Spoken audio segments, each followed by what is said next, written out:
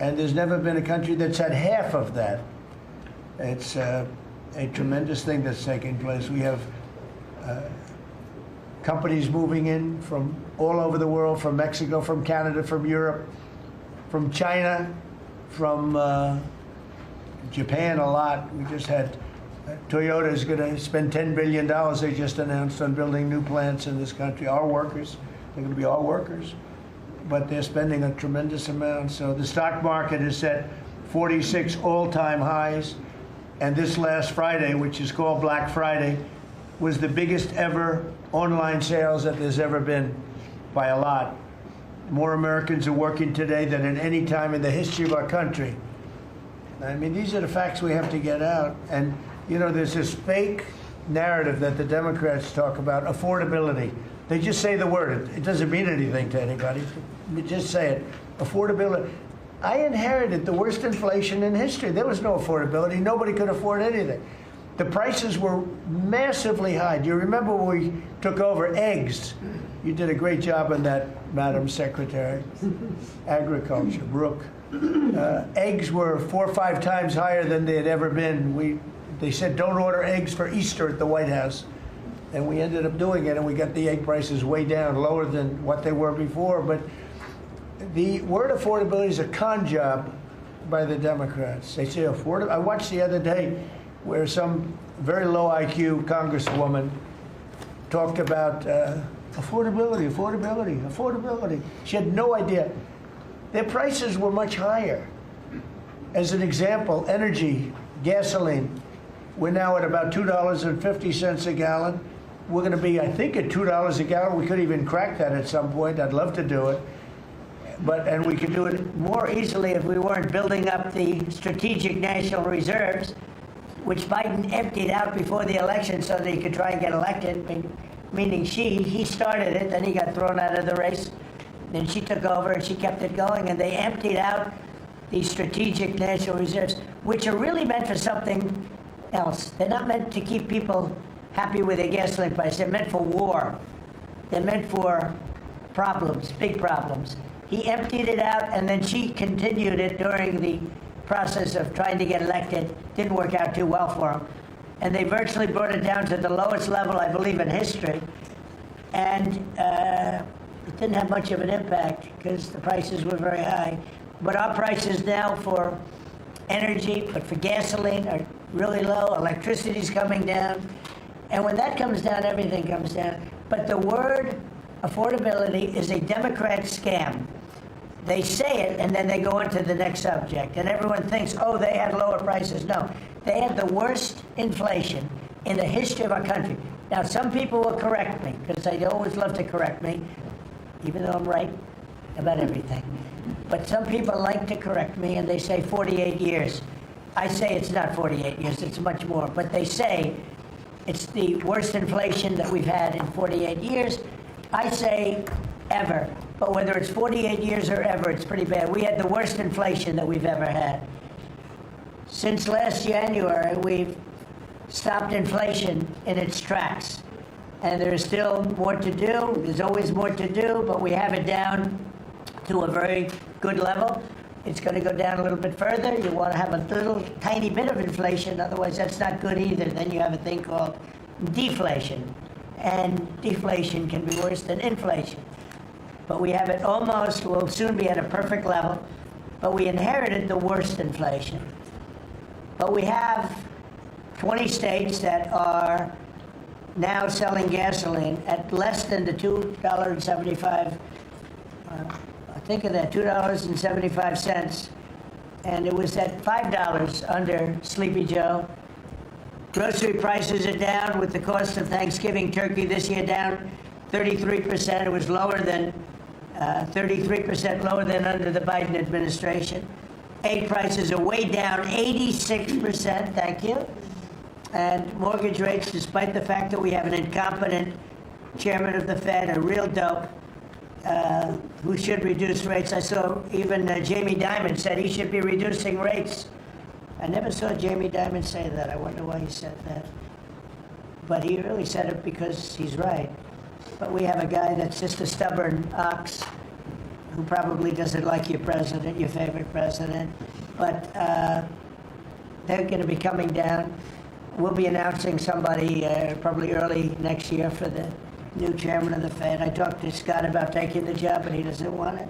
You got the greatest job here. Yes, sir. Right? He said, no, I want to stay chairman. I want to stay right where we are, Treasury. And I think we're doing really great, aren't we? We're doing great, sir. It's a great team to be part of. Yeah, no, it's amazing. Under my executive order to lower prescription drug prices, which I think is the single biggest thing we've ever done that nobody writes about because you're fake news. I've made unprecedented deals along with Bobby and Oz and all of the people that work on it. A lot of people that you wouldn't even think work on it, but they do, to slash drug prices by 200%, 300%, 400%, 500%, 600%, 700%, 800%. Nobody's ever heard of it before because I instituted favored nations and no nation agreed to do it. And then I said to the nations, if you're not going to do it, I'm going to charge you 100% tariff, which is more money than we're talking about. And they said, sir, we'd love to do it. Please, we would be honored to do it. And they agreed that they would go along with the whole thing. Nobody thought you could do it because they felt, number one, you couldn't get the drug companies to do it. So we're paying, as an example, for the, let's call it the fat drug, F-A-T, for fat people. Anybody use it at the table? Don't ask. But the fat drug was $135. Think of that. For certain people, $1,300 for certain countries, $1,300 in New York. So in New York it was $1,300, and in London it was $135. And a friend of mine called me, he said, what is this? Why is it? He got used to paying $1,300. Well, now what we have it down to is, Bobby, what's the number? Like 150 or something? We have it down to a low number, don't we? Yeah, it's around 125, 150. Think of that. So we got it down from $1,300 to $125 to $140, depending on various countries. In other words, we're paying the lowest price, tied for the lowest price in the world. People said you could never do that because you couldn't get the countries to agree to it. I did. Every country agreed to it because I said, if you're not going to agree to it, that's okay, I'm going to charge you tariffs. And as soon as I said that, they said, we agree. And then we had to be a little tough with the drug companies, but they came along. The bigger problem was the countries. The countries just wouldn't go along with it, but they did, every country. So we have reduced drug prices by 500, 600, 700, 800, 900%, depending on the drug, depending on the company, depending on all of the different factors involved. Nobody's ever even thought of drug reductions like that, price reductions. And I told you the story that in my first term I was so proud of myself because I reduced drugs. It was the first time in 28 years that drug prices were reduced. It was 1/4%, 1/4%. And I was so proud of myself, I said, it's the first time in 28 years that drug prices went down over the course of a year, over the course of a presidency. 1 year. 1/4%. I had a news conference. I was so proud. Now I got them down, not 1/4%. I got them down 400, 500, 600% and more. And the fake news won't write about it. And it's going to have a huge impact on healthcare because a big part of it's buying drugs, buying prescription drugs. It's going to have a huge positive impact because Obamacare is a disaster. I said it years ago, and I say it now, and the money should be paid, taken away from the insurance company. Obamacare was made to make the insurance companies rich. Their stocks have gone up 1,000% in a short period of time because the money goes to the insurance company. I want the money to go to the people. Let all the money go to the people, and let the people go out and buy their own health care. And I see on television, people are advertising now, we will help you buy health care. We will go out and help you buy. That's becoming like an industry because of what I said. So something's going to happen. It's probably not going to be easy because the Democrats, frankly, they don't want to make a good deal for the people. They just want to make a bad deal for the country. They want to make a bad deal for the Republican Party. But the Republican Party is united, and I will say that what I would like to do is the money doesn't go, trillions of dollars get paid to drug companies. And you still have lousy health care. Obamacare is horrible health care. We want it to go to the people and then let the people go out and buy their own health care, and they'll do great. They'll do great. So we're negotiating that now with the Democrats. Well, congressional Democrats want the largest tax hike in history. I proudly signed the largest tax cuts in American history with the Great Big Beautiful Bill. The Great Big Beautiful Bill, the biggest piece of legislation ever signed, and that includes the extension of the original Trump tax cuts. But it's the biggest tax cut ever signed, and it includes no tax on tips, no tax on overtime, and no tax on Social Security.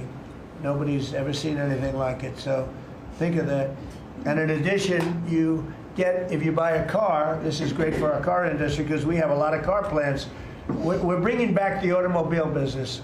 60% of it was stolen because we had incompetent presidents or incompetent trade people.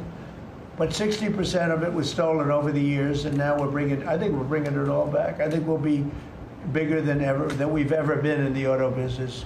That's not even to mention AI, where we're leading China. You know, we're leading China by a lot. They're not going to catch us. We have to be smart, but if we're smart, they're not going to be able to catch us. They know that. They told me that. Next year is projected to be the largest tax refund season ever, and we're going to be giving back refunds out of the tariffs because we've taken in literally trillions of dollars, and we're going to be giving a nice dividend to the people, in addition to reducing debt. We, as you know, I inherited a lot of debt, but it's peanuts compared to the kind of numbers we're talking about. So we're going to be making a dividend to the people, and additionally, we're going to be able to reduce debt. And as time goes by over the next 2, 3, 4 years, those numbers are going to go up. And I believe that at some point in the not too distant future, you won't even have income tax to pay because the money we're taking in is so great, it's so enormous, that you're not going to have income tax to pay. Whether you get rid of it or just keep it around for fun or have it really low, much lower than it is now, but you won't be paying income tax. We've slashed $1 trillion in costly job-killing regulations, saving Americans an estimated $2,100 for a family of 4. The Biden administration was the exact opposite, but times 4. They went up $6,000. We went down $2,100. Think of that. To bring down energy, electricity, and utility prices, I ended the Green New Scam. They call it the Green New Scam, one of the greatest scams in the history of our country. They talked about global warming and all that crap, and what they've done to this country. What they've done by allowing 25 million people into our country, many of whom are criminals, many of whom 11,888 are murderers, and we have to get them out, and we're doing it. We're doing it. I think what the job that our law enforcement groups are doing, Christy, you and Tom and everybody, amazing. What you're doing is amazing. I terminated the insane electric vehicle mandate, and look, some people that make electric cars weren't happy with that. But we have to do that because you have to have a choice, whether it's a gasoline-powered car, and we have so much gasoline. You know, China doesn't have gasoline. We do. And whether it's a hybrid, which really are working really well, the combination of electric and gasoline-driven. But we, everybody was supposed to, by 2030, everybody had to own an electric car under the Biden stupidity. And not everybody wants to do that. I like electric cars. I like all cars. They're all good. They all have reasons. But you want to be able to go and buy what you want. I imposed historic tariffs that are now bringing in so much money that nobody's ever seen anything like it. And countries that were ripping us off, including allies, but they were ripping us off for years. I won't use the names. I won't mention Japan, I refuse to mention South Korea. I will not mention names. But they were ripping us off like nobody's ever been ripped off before, and taking horrible advantage of your country. But now we're making a lot of money. We're making a lot of money because of the tariffs that are pouring in. And it's really national security. Among everything else, it's national security. We've also rapidly turned the worst border crisis in world history. I believe we had the worst border ever in history. I don't care if you had a fourth world country. You know, we allow third world country in. We would allow fourth world war countries in also. It doesn't matter. There was never a border that was as bad as our border. We allowed anybody in with no checks, no vetting. So we've rapidly turned the worst border crisis in world history into the strongest border in the history of our country, and probably one of the strongest borders in the history of the world, because we have nobody coming through. And I want to thank our people. The Border Patrol is so amazing, ICE, and I want to thank the military for the backup, because they're standing right behind them. And that was really nasty for a period of months, and now it's no longer nasty. Now they don't even come up. Nobody comes up. It's an easy job. It made your job a lot easier, because they know they're not going to get through. And we take people in, but they have to come in legally. For 6 months in a row, 0 illegal aliens have been admitted into the United States. You believe that? 0. We had millions of people coming in a year, millions. Now we have 0 for 6 months, and these are given by radical left people that do the numbers. I mean, they're not doing them any favor. They're being. We don't have our net numbers are unbelievable. But we had 0 people in the last 6 months. Illegal border crossings along the U.S.-Mexico border have plummeted to the lowest level ever recorded. And nobody talks about that anymore. You know, it's crazy. They don't talk about it. You think they'd say, well, Trump's done a great job at the border. This country is being destroyed by the border. But you always find something new, like, is he in good health? Biden was great, but is Trump in good health?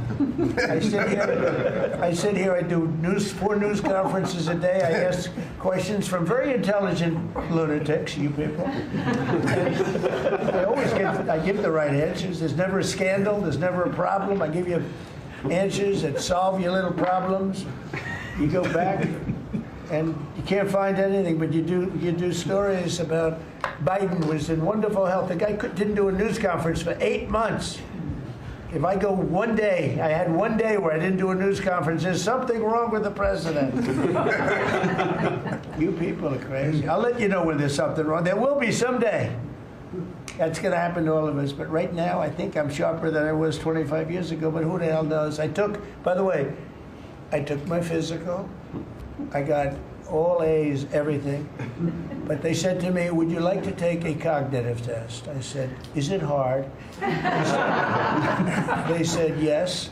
I said, well, I'm a very smart person. Who was the last president to take one? No president has ever agreed to take one. Because when you get into the mid-questions, meaning, 10, question number 10, 11, 12, 28, 30, they get harder and harder.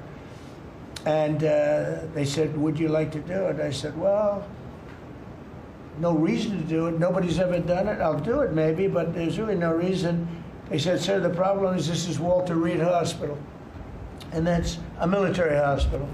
And that means that things are, sort of open. It's not like private where you have, if you do poorly, we'll have to, probably you'll find out.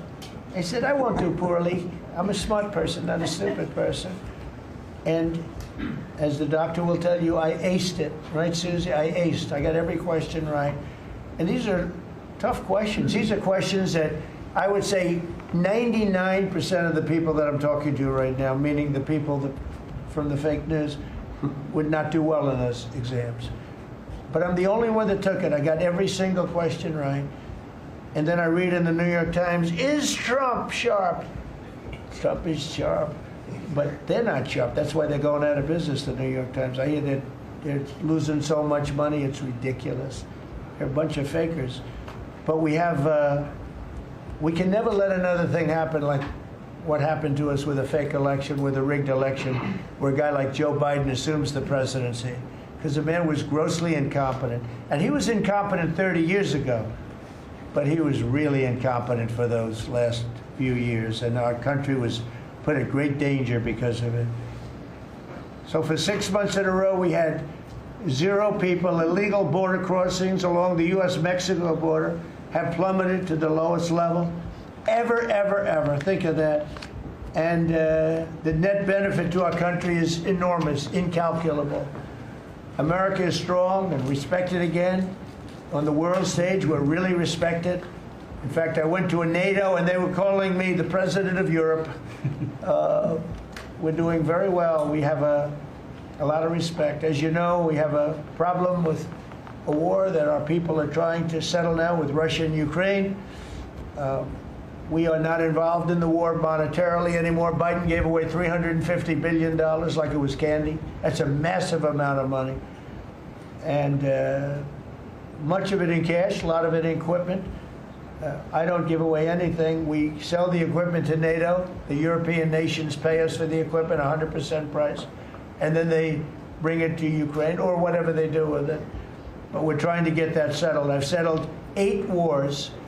This would be the 9th. And our people are over in Russia right now to see if we can get it settled. Not an easy situation. Let me tell you what a mess. It's a war that never would have happened if I were president. Not even a chance. And it didn't happen for 4 years. We've renamed the Department of Defense the Department of War, and I thought that would be controversial. And frankly, I tell you what, I haven't met one person. There's not one person I've met that doesn't like it. You know, think of it. We won World War I, World War II, everything in between, everything before it. And then we said, let's change the name. So we changed it back to what it was, Department of War, and Pete's doing a great job. We ended 8 wars, think of that. 8 wars, but we're going to do one more, I think. I hope. I hope. Every time I end a war, they say, if President Trump ends that war, he's going to get the Nobel Prize. So I end that war. Well, he won't get it for that war, but if he ever gets it for the next war, now they're saying, if he ever ends the war with Russia and Ukraine, he's going to get the Nobel Prize. What about the other 8 wars? India, Pakistan. Think of all the wars I ended. I should get the Nobel Prize for every war, but I don't want to be greedy. Actually, the woman who got the Nobel Prize said, "You've got to be kidding. Trump deserves the Nobel Prize." So that was very nice of her. I appreciate it, which is true, actually. But I don't care about that. You know what I care about? I care about death. I care about all the people that are dying. And last month, 27,000 young people died, mostly young people, mostly soldiers, despite some missiles being shot into Kiev and other places. But think of it, mostly young people. 27,000 people died between Russia and Ukraine last month. What a shame. So we're restoring law and order to our cities and towns. If you look at what's happened, and I want to pay my deepest respects to those 2 incredible people from the National Guard in West Virginia they came from. I spoke to their parents. Sarah is gone. She passed away. She's looking down on us now, and she loves her parents, and they loved her. They were, somebody said, how are they doing? I said, the word is devastated. Doing. How are they going to do? They're devastated. The rest of their lives they're going to be devastated. She was an incredible person, highly respected, top of her class, everything. She was like a perfect human being. 20 years old, just started. She was like a baby. She was so proud. They were giving her a promotion, and she told the parents that she was getting a promotion, and they were so proud of her. Then they get a call that this happened. And we have one young man who's fighting for his life. He's fighting very hard. I think he's probably doing better than anybody. They said he didn't have a chance. I'll tell you, the one who said he's going to live is his mother. I spoke to his mother. Sir, he's going to live. I spoke to her very soon after this horrible event took place with this scum that is able to come into our country. I spoke to his mother. Sir, he's going to be okay. I'm telling you. No doctor thought that. Nobody thought that. He was hit in bad places, and she was like so positive. It was incredible. And it's possibly right, Pam, right? Possibly right. Boy, it would be amazing. If he lives, it would be amazing. A miracle, actually. But we're very proud of those two people. We're very proud of the National Guard. We're very proud of our military and our police and our firemen and women. If you go back and take a look a year ago, year and a half ago, it all changed, I think, on November 5th, the day of the election. But you go back before that, you couldn't get people to join the military, Pete, right? They didn't want anything to do with military. They wanted nothing to do with joining the police or the fire. They wanted nothing to do with anything. They had no spirit. The country it had no spirit, nothing. And now we just had the highest recruitment in history. And we're getting great people. We're getting great people. And I will say, despite what just happened, Washington, D.C. has become a really safe place. And I guess this lunatic probably was upset that the National Guard is so effective, because we were really, really effective, and we are. And Washington, D.C. is now considered a very, very safe city. We had crime numbers a year ago that was so bad, embarrassment, that the city, the capital of this country, could have numbers like that. And Washington now is, no murders, no this. It's been a miracle also what happened here. And now we're in Memphis, and we're going to New Orleans pretty soon. Over there, the governor called me. He'd like to have us go there. Governor Landry, great guy, great governor. He's asked for help in New Orleans, and we're going to go there in a couple of weeks. And we're doing a real job. Even Chicago's down a little bit because we have a minor force there. We could knock it down within 4 or 5 weeks. We could bring it down to almost nothing. But we have a governor that's grossly incompetent, and we have a mayor that's even more incompetent than the governor. He's a very low IQ person. And typically low IQ people don't make good mayors. So I want to thank all of our cabinet members. They're high IQ. Let me see, one. Yeah, generally speaking, a couple I'm a little concerned about. No, but I want to thank, we have a great cabinet, an amazing cabinet, amazing people. All of them, sort of have become stars. We're getting credit for the good cabinet, actually. And I just want to wish everybody a great holiday. We've I think done a great job with the White House, bringing the White House back. You see the Palm Court that was redone. The Lincoln bedroom was redone. The Lincoln bathroom is now gorgeous, like it should have been. It was terrible green tile that was never the way it was supposed to be. It was done in the 1940s, actually, but it was not proper. And we're restoring the White House just like we're restoring the country, and people are thrilled. But the First Lady's done a beautiful job with the Christmas trees and all the decorations. I see the wreaths on the windows. I've never seen that before, on the windows of the White House. And it's 4 stories high. I said, how did they get that wreath? They had people going up in a little dangerous. I wouldn't want to do it. But they put them up, and we have wonderful people working in the White House, and they're really proud to bring the building back. Because this building was a little bit like the country. It was mishandled, it was mistreated. And now it's being given love. And we're building one of the great, I think, maybe the greatest ballroom. We needed it for 150 years. They've been asking. You see the trucks and cranes and excavators in the background. And you hear them, and every time I hear them, I love the sound. To me, I love the sound. I wouldn't say my wife is thrilled. She hears pile drivers in the background all day, all night. They go till 12 o'clock in the evening, day, night, pile drivers. Darling, could you turn off the pile drivers? Sorry, darling, that's progress. But no, we're doing great. It's going to be I think it's going to be the finest ballroom ever built, and we're going to have it here. They've wanted it for 150 years. Think of that. So I will just end by saying I want to thank the cabinet. It's been a great cabinet. Let's think of it.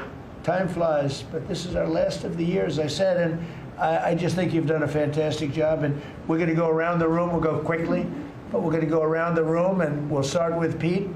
and you'll tell us about some of the achievements. And some of you have achievements that are so big, I don't want you to go through the whole thing because we're not done. But we'll start with Pete, and then if you want, we'll take some questions at the end. Please, Pete. Well, thank you, Mr. President. As you said, it has been a historic year at the Department of War. Recruiting and retention over this year are at the most historic levels our country has ever seen. I had a chance to be on a aircraft carrier destroyer over Thanksgiving. The spirit in our ranks since the election under President Trump is unprecedented. I've never seen anything like it as a soldier myself in uniform, and I know a lot of you feel the same way. We've ripped out the DEI and the political correctness. It's all merit-based at the department. We're getting back to basics: accountability, training, readiness, lethality, and that's reviving that spirit.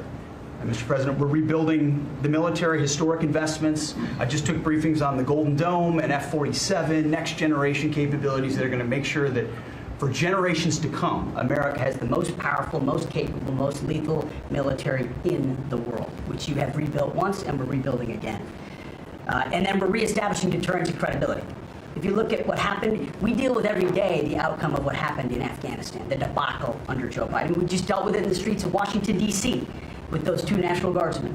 And then what happened on October 7th with Hamas, what happened in Ukraine, a war that never would have started under President Trump, we're having to rebuild that. So whether it's freedom of navigation and taking the fight to the Houthis, whether it's Midnight Hammer, those beautiful B-2s going 37 hours back and forth, undetected, delivering with precision, and Iran not getting nuclear capabilities, Europe and NATO stepping up to 5%, locking down our southwest border. It's been an honor to work with Christy and Tom and everyone else down there to lock it to 0, operational control of our border.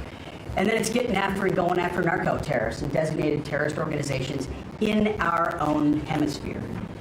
As I've said, and I'll say again, we've only just begun striking narco boats and putting narco-terrorists at the bottom of the ocean because they've been poisoning the American people.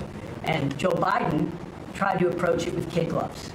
And allowed them to come across the border, cartels take over community, 20 million people, hundreds of thousands of Americans poisoned. And President Trump said, no, we're taking the gloves off. We're taking the fight to these designated terror organizations. And it's exactly what we're doing. So we're stopping the drugs, we're striking the boats, we're defeating narco-terrorists, and we're standing... And you may say one thing, that drugs coming in through the sea by sea are down 91%.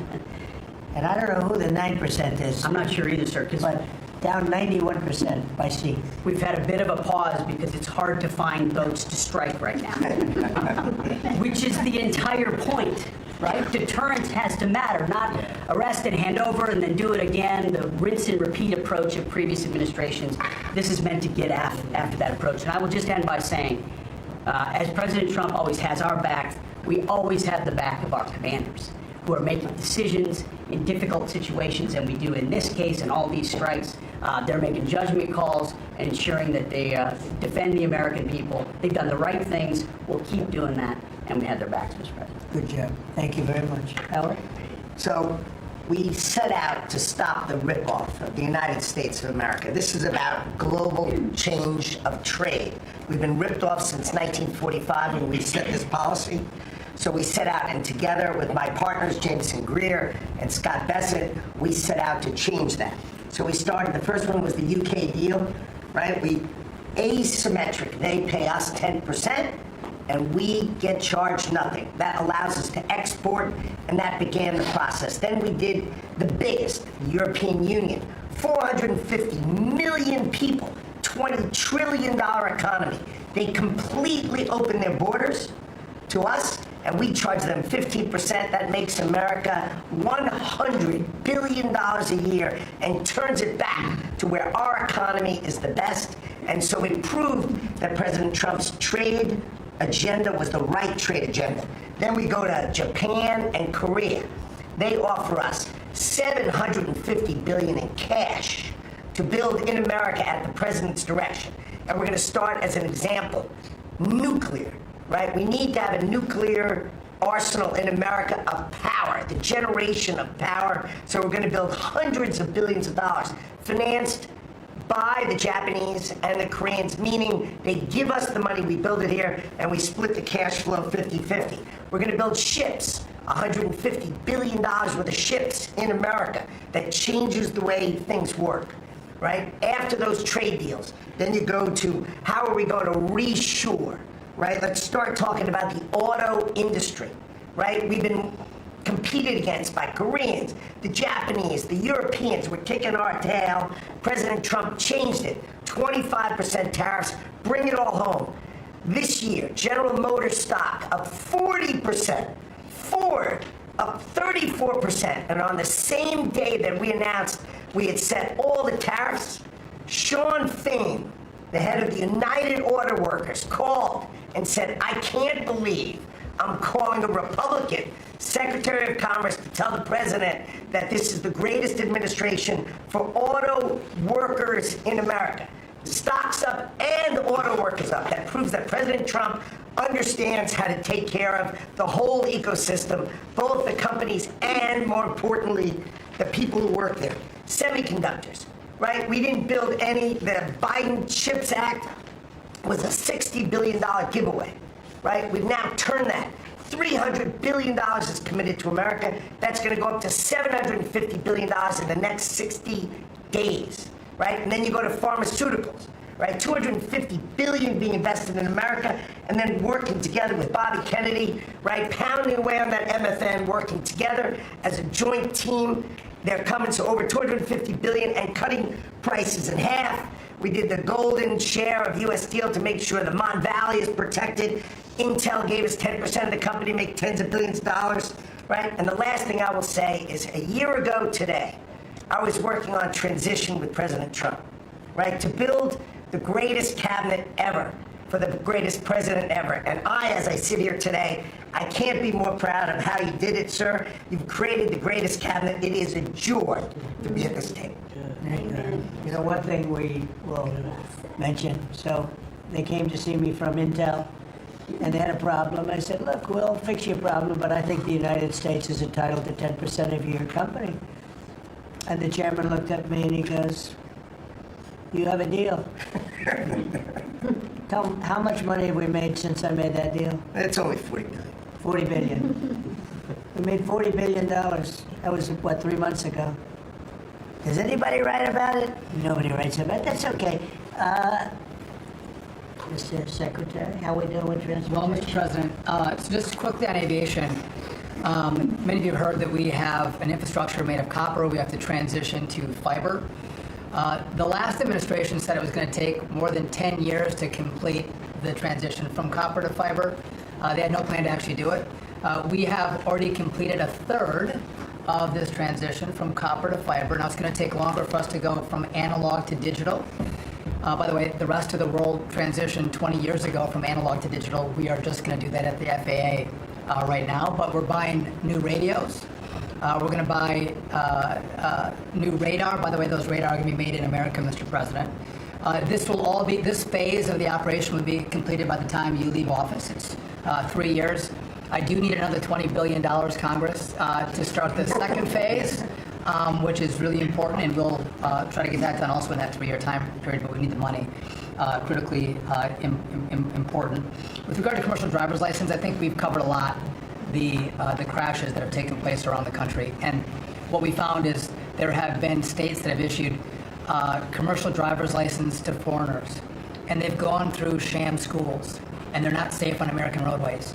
And so, in partnership with Secretary Noem, we have driven those numbers down. We've got California, Gavin Newsom, to revoke 17,000 unlawfully issued licenses. We've closed down half of the fake schools that give out these fake licenses, all critically important. Governor Tim Walz of Minnesota gave 33% of these licenses unlawfully. People that should never have a driver's license driving a big rig on American roads, endangering the American people, shameful. We've cleaned up Union Station here in D.C. per your directive. We're going to rebuild Penn Station in New York.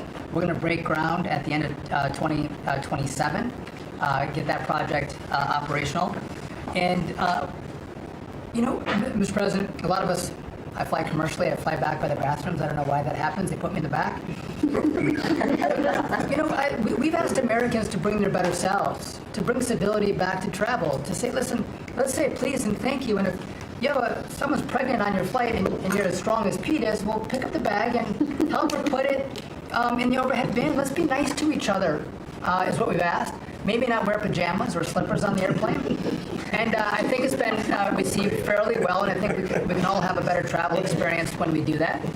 And just the last point I'll make is there was a big football game where the Merchant Marine Academy that falls under DOT actually beat the Coast Guard with Christy Nome. We beat them by 1 point, and so we're very proud of that. And so well done, Kings Pointers. So a little bit in a nutshell, we're rebuilding the air traffic control under boot edge. It's supposed to be boot edge. It's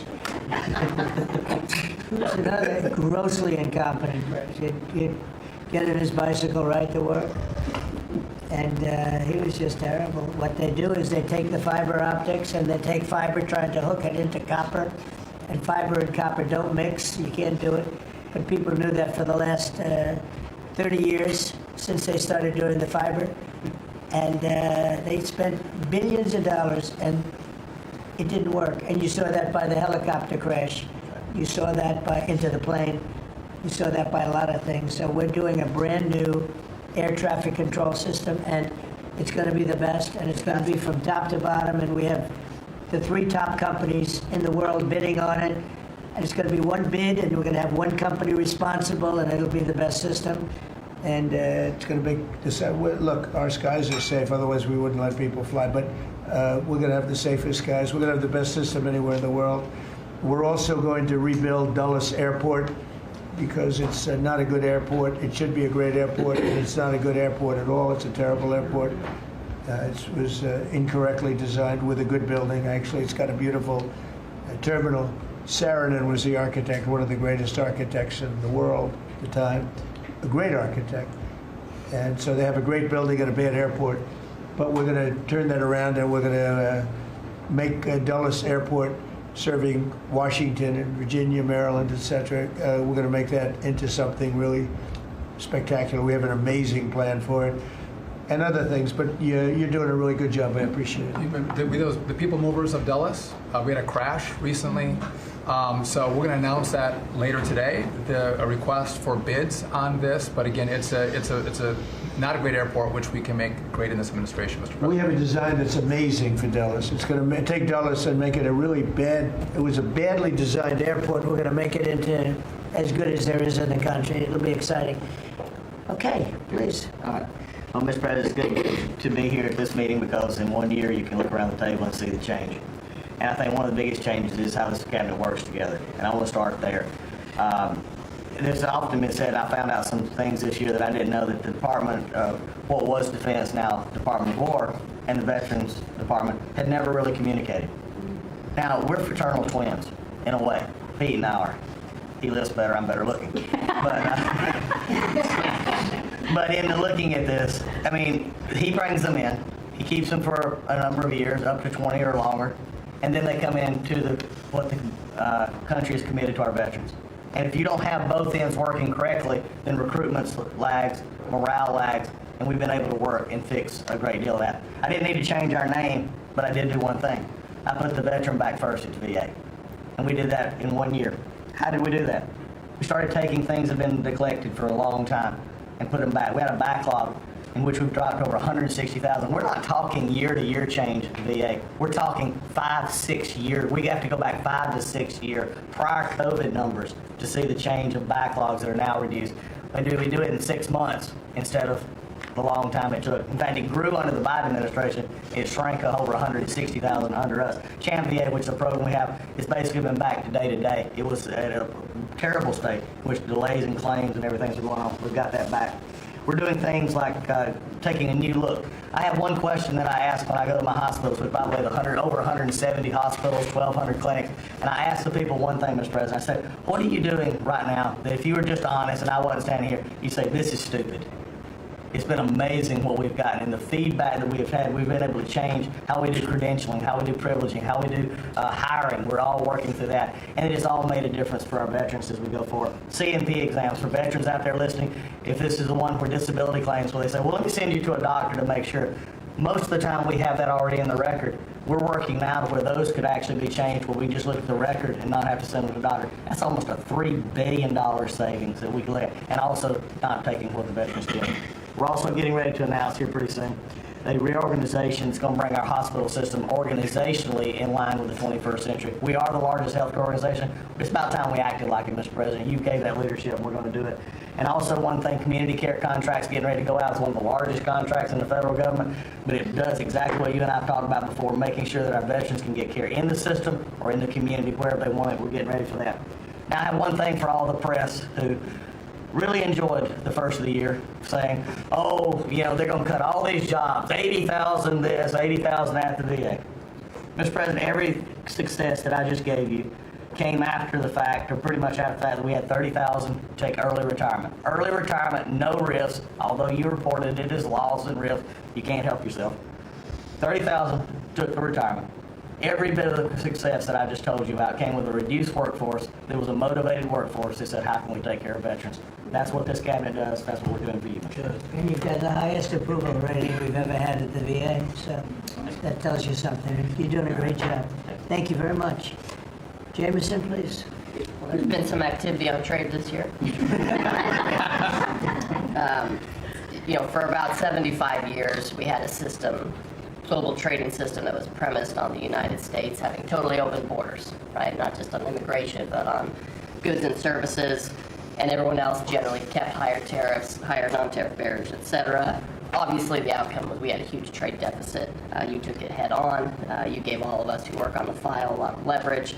So we spent the past, 10 months or whatever we've been doing now, just going around the world and flipping the script. So now we're in a situation where we protected our industries, we have the tariffs, and the other countries have decided to take their tariffs down and non-tariff barriers. And we've done it in a very constructive way. We've achieved agreements on reciprocal trade, which are a new kind of trade agreement that's really focused on making sure we have balanced trade, we have reciprocal trade, that we're treating each other fairly. And it's been embraced by the international community. And it's going to be exciting to see what it's like 5 years, 10 years from now, because you've changed it. And that's how it's going to be now. And I think you should be commended for it, and we look forward to seeing what comes in the next few years. Thank you very much. You're doing great. He's doing a great job. Thank you very much. Please. Thank you, Mr. President. Last time I was here, I said that the amount of dereg that we had for regulatory was 30-1. Since then, it's up to 48-1. Your goal had been 10-1, which was in excess of 6-1 in the first term. It's actually much higher than that, but I made my team redo the threshold a little bit because it sounded so unbelievable. But the amount of work that's being done with this entire team is astronomical. And another detail in that is that when we propose a rule, some of the biggest ones that you care the most about don't go into that count until they are finalized. So next year we should be even more eye-popping. One of those to talk about is the federal acquisitions regulations, which you gave us a charge 6 months ago to dramatically reduce. In 6 months, we've lowered it by 25%, 500 pages, 2,700 mandates, which is a third of the mandates. That's going to lead to savings, competition, and speed. So probably $40 billion for the agencies in savings over the course of 10 years. When we get up and running, it'll be north of between $200 and $400 billion. Competition, about 45% of government bids only have one bidder. So you got no competition in that situation. That will now change, and then we're just getting faster. Months, and hopefully we turn it into years, which means you all around this table can buy things that you need quickly, and that you have better vendors to come, many of them small businesses who want to participate in the federal procurement process. So making all sorts of improvements on that front is very exciting. Thank you, Mr. President. Great on the regulations. We're cutting them at levels never seen before. And I have the record from the first 4 years, but we're blowing that record away, so it's been really great. Good. Scott? Yes, sir, Mr. President. Great to be with everyone. And, you know, when you were giving your report, which was fantastic, and I listened to the report of all my colleagues here and those that will come, it reminds me when I played in the NFL, we had this thing called game film. You know all about film. And we had a saying that said, the film don't lie. The film tells the real story. And I hope that the American people when they watch the film that's going on now and this time in our history, that they will see that America is greater today than it ever has been. And so I thank you for that. And thank you for giving us good stories that we can tell for the American people. Scott, we're saving our country. Yes, sir. Okay, and I don't want to be braggadocious. We're saving our country. Our country is going down and would never have been able to come back. We're saving all of us, but we're saving our country. All right, go ahead, please. Yes, sir. So at Housing and Urban Development, in keeping with your executive order, sir, in making America's streets safe and beautiful again, we've been very intentional about making public housing in our country safe. And I want people to know, our colleagues know this, but people in America know that we actually care about people that live in public housing around our country. A lot of public housing is wrought with crime, sex trafficking, drug trafficking, illicit drugs, illegal aliens living in public housing, but we put them on notice to let you know that it's not lost on us. We care about the people, we're paying attention to it, and we're going to root out crime in public housing. We've been very focused on working with the Memphis Safe Task Force, the DC Safe and Beautiful Task Force, working with Pam and Christy and others, and law enforcement. Our law enforcement is tremendous. Every single night they go out and they go to public housing to make sure that our people are safe, mothers and children are safe. And so at HUD, you know, it's a different day. We're running new plays. The film was real bad when I came in, I'm gonna be honest. But we are giving the people that live in public housing the assurance that they will be safe. And we also announced a new crime hotline, sir, that people that live in public housing, if they see criminal activity, if they see illegals living there, if they see drug trafficking, if you see it, if you hear it, report it. Don't be afraid. And so work with our Office of Inspector General. We've set up this crime hotline, and also working with Christy and Department of Homeland Security, making sure that everyone that lives inside of public housing is accounted for and that they are American people. And so I say that and I emphasize that to know that we prioritize American people and American people only. Lastly, sir, in Atlantic City, we took over the Atlantic City public housing because the living conditions were deplorable. And they have people that have been living there for 3 generations, and they were being treated very bad. And so I took it so that we can now give people a safe place to stay. And working with the First Lady in the Foster Youth Initiative has been a great joy for me and our team. So thank you for doing that executive order to make sure that our foster youth have a safe landing pad and have financial literacy as they age out of the foster youth system. And sir, you talked about affordability. HUD has supported over 1 million Americans in home ownership and affordability, and over 560,000 are first-time home buyers. So I hope that the press will write about that good news, that 1 million people are able to own a home and to refinance their homes. And sir, we are moving our building from DC to Alexandria, Virginia. So thank you for your support. We're going to save the American people about $500 million. So that's my report. Thank you, sir. Thank you, Scott, very much. Well, coming off of Thanksgiving, moving towards Christmas, I think it's the season of Thanksgiving, and 2 words for me are gratitude and joy. Gratitude to you for, as Howard said, bringing this team together. I say it a lot, but I'll say it again, that this is like family at this point, and I don't know that there's ever been an organization like this, at least a government like this in the history of our country. These jobs are hard, but the joy every day in getting to fight for America and save the country is the privilege of all of our lifetimes, I believe. So thank you for that. At U.S. Department of Agriculture, the People's Department, Abraham Lincoln launched this department in 1862.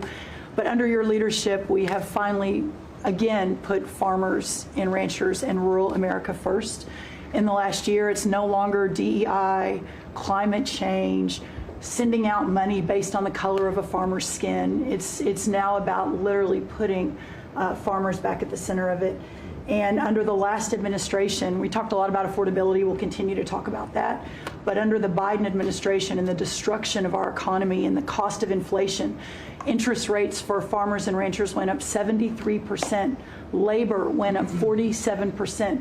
Fertilizer went up 36%. Fuel went up 28%. So when you think about the extreme economic strain that a lot of our farmers are under in our farm economy, these are massive, massive numbers that will take some time to get out from under. But we've already seen the beginnings of the movement toward more affordable food, housing, fuel, et cetera, and that will only continue to trend as we work to solve those issues. My partners in trade, of course, they do the work, but I'm constantly talking to them about selling more soybeans, selling more corn, getting more of our products out. But when we really think about how to solve for this idea that for so long our farmers, many of them have been farming for government checks instead of moving their product around the world, these trade deals change that forever. And it isn't one trade deal or two trade deals, it's dozens of trade deals. And so talking about rural prosperity and bringing the golden age back to rural America, which has been lost for too long. And we're going to focus on that next year, hopefully with our vice president, many of our cabinet members. But the opportunity to do that under these new trade deals is unprecedented. And so just putting farmers first, our ranchers first, Mr. President, is such a huge priority and an accomplishment of the last year. The second quick thing is lawfare. And I know you know this better than anyone.